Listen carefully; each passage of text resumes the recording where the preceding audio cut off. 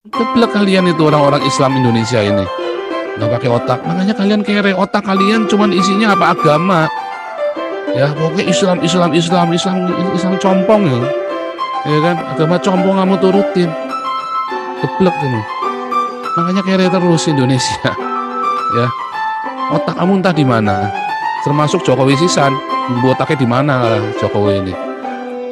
Makanya kamu tuh digoyang terus. Coba kamu sekarang bikin persahabatan dengan Israel. Selesai masalahmu. Selesai. Kamu lihat ya, Djibouti ya, baru 2 hari lalu apa 3 hari lalu diambil alih sama Cina. Lah kalian malah bersahabatnya sama negara Cina, negara komunis yang tak bertuhan. Ya kan? Bukan komunis ateis bukannya, tapi kebetulan komunisnya di Cina ini benar-benar tak bertuhan.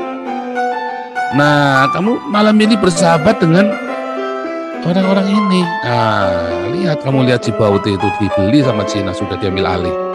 Indonesia tinggal tunggu giliran. Ya, kamu kira yang datang-datang itu buruh kasar? Ya, TKA yang datang itu. Kamu kira itu orang biasa itu yang datang itu? Badannya tegap-tegap begitu. Aduh. Itulah sebabnya ya, ternyata dengan perhitungan yang matang ya. Kamu pikir saya nggak berhitung ketika saya teriak seperti ini? Begitu sampai kerusuhan lagi 98 itu kelar itu Indonesia itu. Diambil alih sama Cina. Diambil alih itu sudah berapa ratus ribu tuh orang Cina di Indonesia itu. Walaupun cuma sedikit itu militer semua itu kemungkinan besar itu. Ya kalau saya tidak salah mengamati itu militer semua yang masuk, bukan buruh kasar itu. Itu semua pekerja itu militer semua, badannya tegap-tegap begitu. Walaupun kurus nggak krempeng, kurusnya kurus kayak Kopassus itu. Hati kau. Ya itu kita dengan perhitungan yang matang saya ngerti. Kamu kira Amerika kan diam saja? Pangkalannya cuma setengah jam datang kapal induknya. Nggak main-main ya. Aduh, kayak itu udah jadi apa namanya, udah diacak-acak sama Amerika, sama Cina, diacak-acak sama Arab.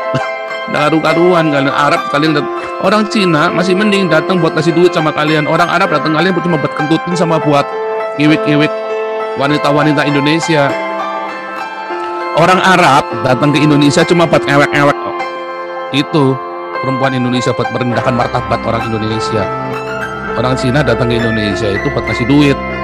Dan mereka bersiap-siap kalau sampai terjadi gejolak lagi dihantam, mereka sudah siap. Mereka bukan mau perang, bukan. Kayak di Djibouti itu diambil alih tanpa perang, tanpa pertumpahan darah, tanpa sakit hati. Rakyatnya senang itu diambil alih. Kalau pemerintahnya kemplu ya gitu diambil sama Cina ya, si Djibouti ya senang-senang saja. Tambah kaya kok mereka, mata uangnya dari kere, mereka mata uangnya ganti di renminbi kok. Ya kan? Nah, pangkalan tiba-tiba sudah ada 2000 militer Cina. Dari mana coba? Ngirimnya kapan coba? Ngirimnya kapan coba Djibouti itu? Begitu serah terima kekuasaan, langsung pakai baju seragam semua mereka. Tiba-tiba udah di sana semua. Serem ya, ini kalau dipotong nanti laku nih. Potong itu ya, para alat YouTube ini potong, laku nih nanti langsung 200.000 viewernya. Serius ini pengamatan Nabi ke-26 intelijen A1 terus ini, jangan bilang enggak.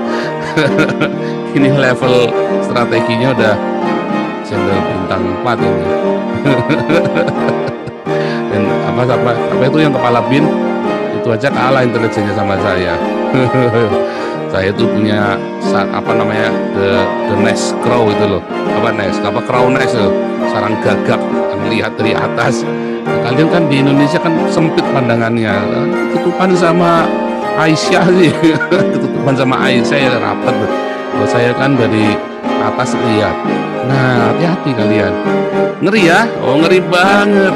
Makanya kalian ayo hilangkan rasa ketakutan pada minoritas. Karena kalian ternyata mayoritas, tidak minoritas. Justru orang-orang Islam ini sekarang jadi minoritas. Mengapa kalian jadi minoritas? Karena kalian terlalu polah dan terlalu kejam. Jadi kalau tadi dibilang si Ustadz JJ,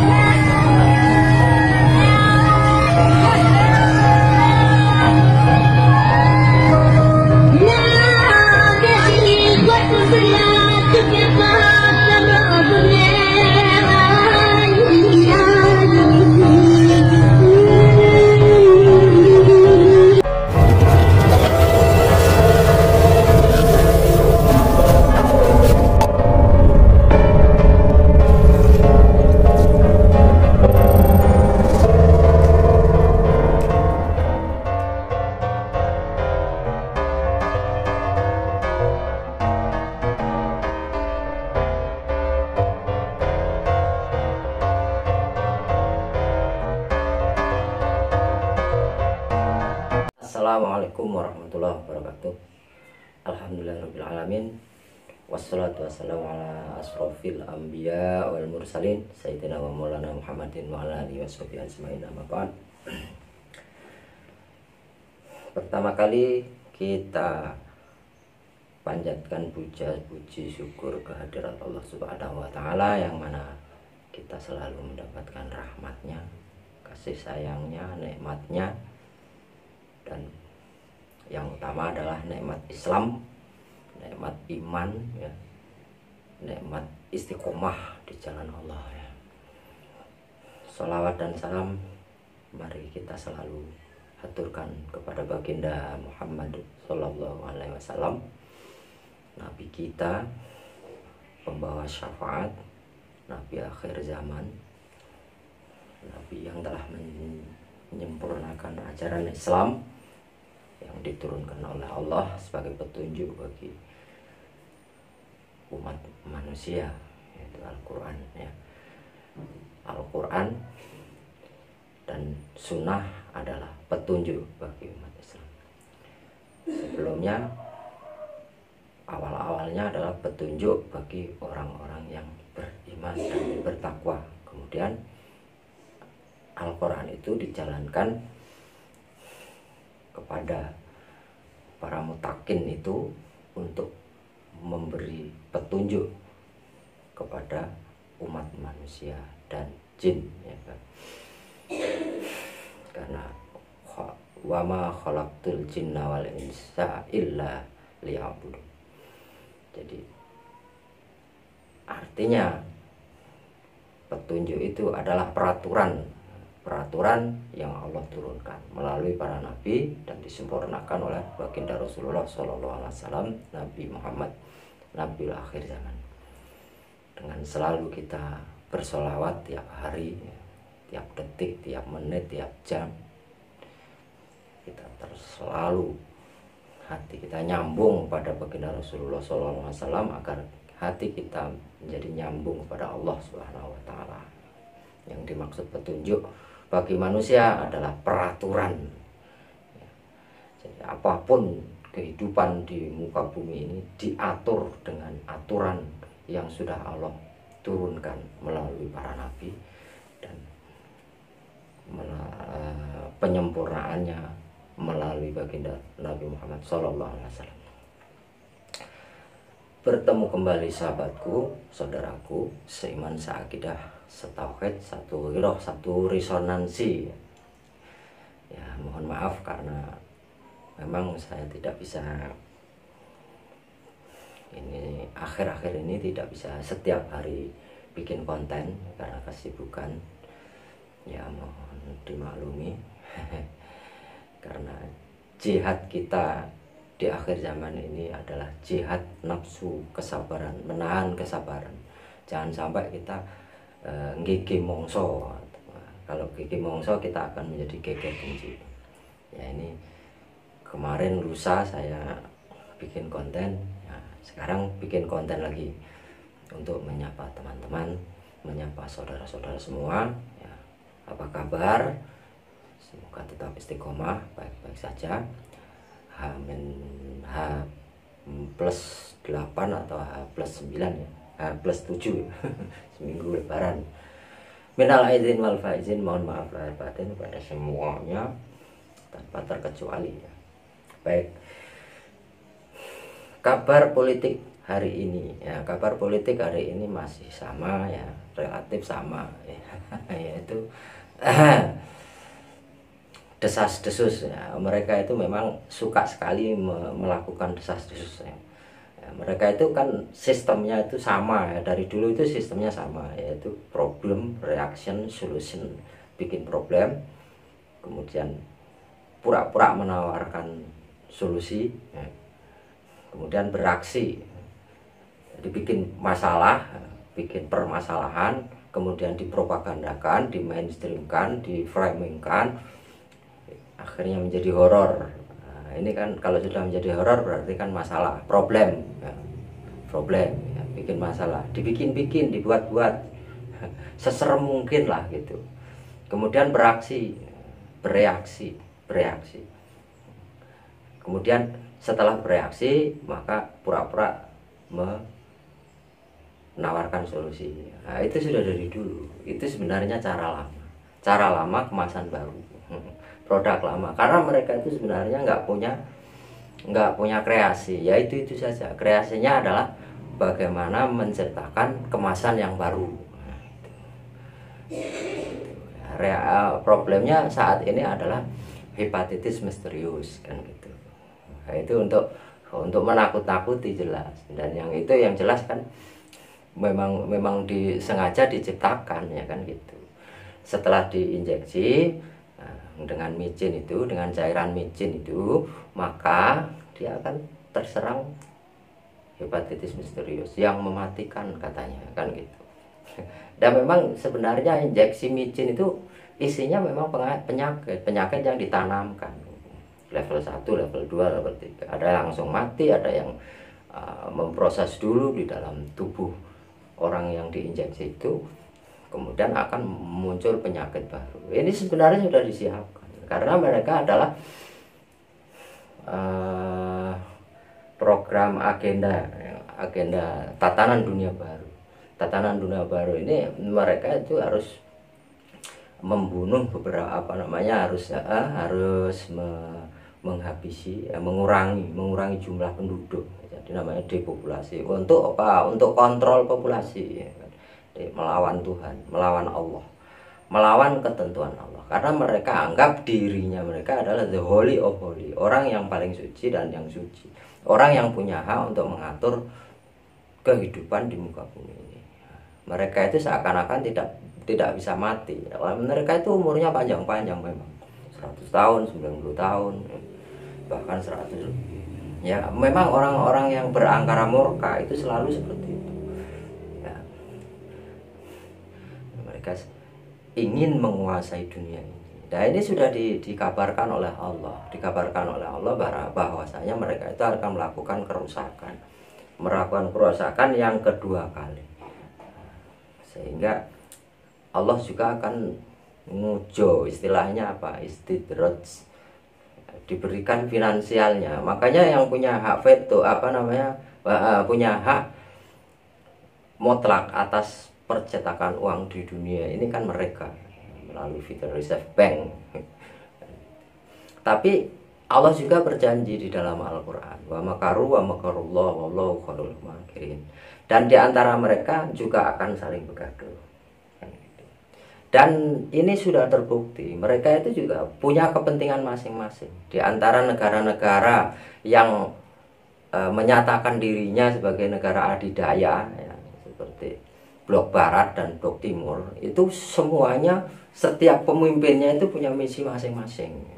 Misalnya di Rusia, presidennya punya misi, kemudian Cina punya misi, Amerika punya misi, Israel punya misi, kan gitu. Jadi banyak sekali orang-orang bayaran yang berbicara ngalor ngidul. Supaya apa? Supaya masyarakat ini menjadi bingung. Sebenarnya kita ini harus mengikuti yang mana, kan gitu. Mereka itu saling berlawanan pembicaraannya. Ada yang ngalor, ada yang ngidul, ada yang ngetan, ada yang ngulon, ada yang ke atas, ada yang ke bawah. Untuk mengkaburkan bahwa kita ini sudah ditentukan kehidupannya oleh Allah Subhanahu wa taala. Kan gitu. Itu memang cara mereka, tipu daya namanya. Dan Allah juga mengatakan bahwa tipu daya setan, ini kan tipu daya setan, tipu daya iblis, itu lemah, memang lemah. Toh pada akhirnya mereka juga akan menyerah sendiri. Seperti saat-saat ini, gembar-gembor, masyarakat itu juga tidak akan menggubris. Mereka merasa kuat, mereka merasa menang, mereka pegang sistem. Tapi juga Allah sedang mempersiapkan sistem melalui orang yang dipercaya oleh Allah di akhir zaman ini. Kan gitu. Jadi kita harus selalu waspada, kita harus cerdik, cerdas, licin. Ya itu. Mereka licin, kita harus licin. Mereka licik, kita juga harus licik, kan gitu. Jadi jangan ganggih nggak panggil, kan gitu. Gih nggak kepanggil, apalagi salah kaprah. Ati Allah wa ati wa atiur rasul wa ulil amri minkum. Nah, ini salah kaprah. Ayat ini memang digunakan untuk mereka. Mereka menciptakan ulama-ulama goblok itu, ulama-ulama yang bisa dibayar, kiai-kiai, ustaz tadi, untuk mempelintir ayat atiullah wa atiur rasul wa ulil amri minkum ini. Dan ini sangat-sangat heboh sekali ya, sangat-sangat medeni ya, karena ustadz yang di kampung-kampung, di pesantren-pesantren juga seperti itu. Karena mereka menyusup ke dalam pesantren-pesantren. Sekarang mereka sedang bergerilya di dalam pesantren. Karena mereka tahu sebenarnya akan kehancurannya itu, mereka itu sebenarnya tahu. Banyak sekali pengamat independen, walau mereka tetap kafir ya. Maka ada yang mengatakan kafirnya kafir kafah. Memprediksi,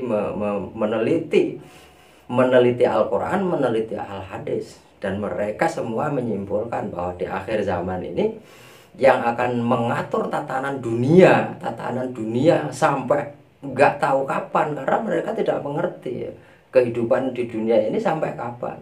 Apakah mereka itu kiamat itu sampai kapan, mereka tidak mau tahu kan? Itu adalah Islam.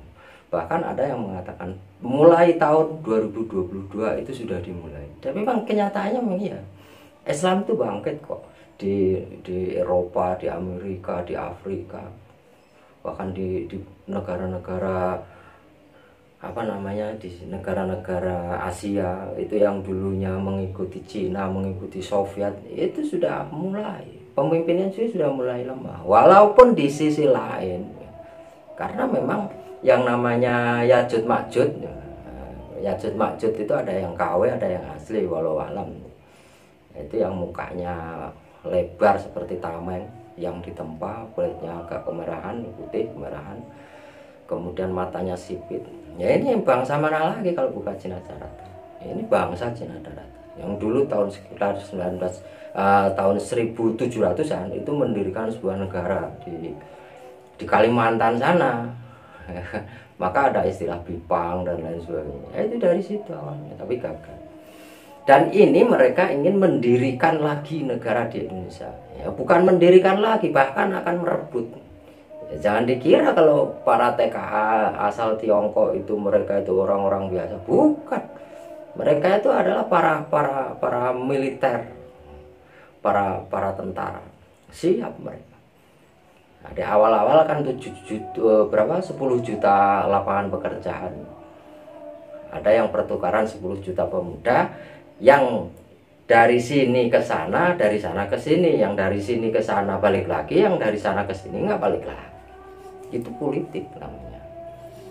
Banyak sekali negara-negara yang sudah dibeli oleh bangsa itu. Ya, di awal-awal nanti akan ditampilkan video seorang Cina, ya, cuplikannya aja.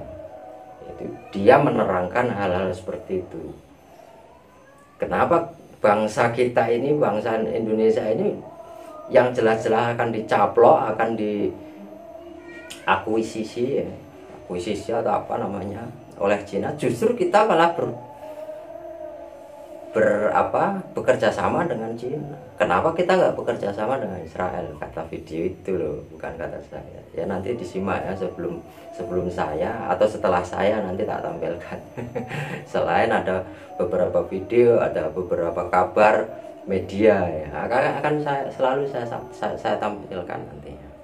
Pokoknya kita sebagai umat Islam yakin saja, karena memang ini ujian kita untuk menguji apakah kita ini beriman apa tidak kan gitu.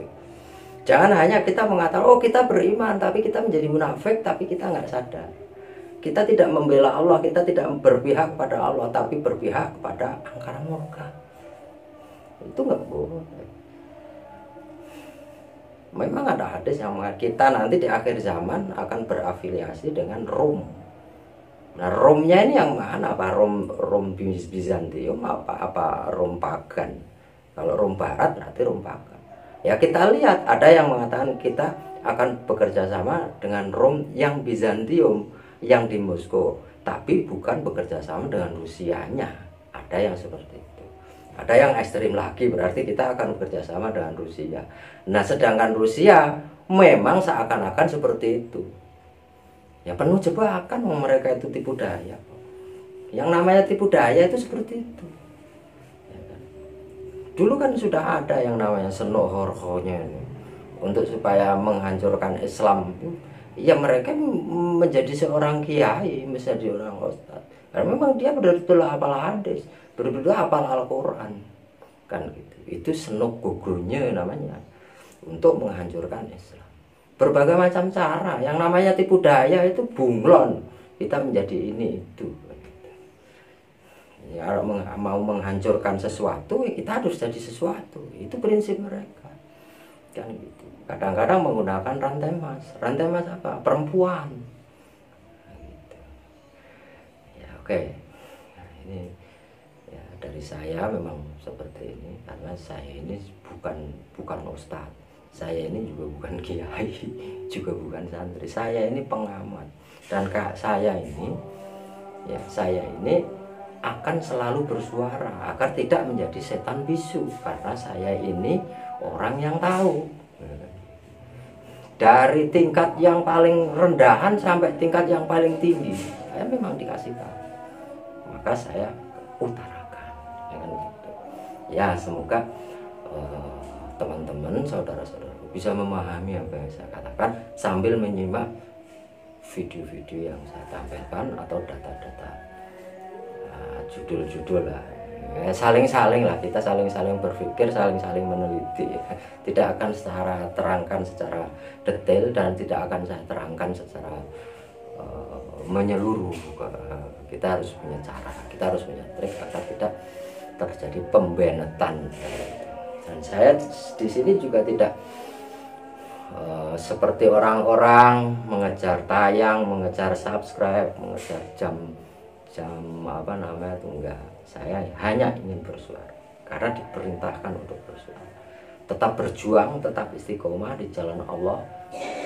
Akhir fase keempat adalah akhir yang paling medeni, akhir yang paling luar biasa. Bagaimana kekejaman mereka sudah mulai diungkap, sudah mulai berani mereka menayangkan bagaimana polisi Israel seperti itu. Bandingkan dengan polisi-polisi di kita seperti apa. Bagaimana mereka itu menciptakan yang namanya horor, teroris. Mereka sendiri seperti itu kelakuannya. Orang dibunuh, orang lagi sholat dikasih apa namanya, bom molotov dan lain sebagainya.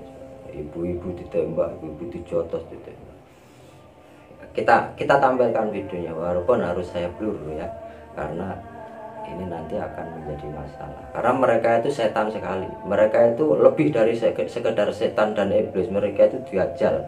Mereka itu yang mereka itu apa ya? Dedengkotnya angkara murka.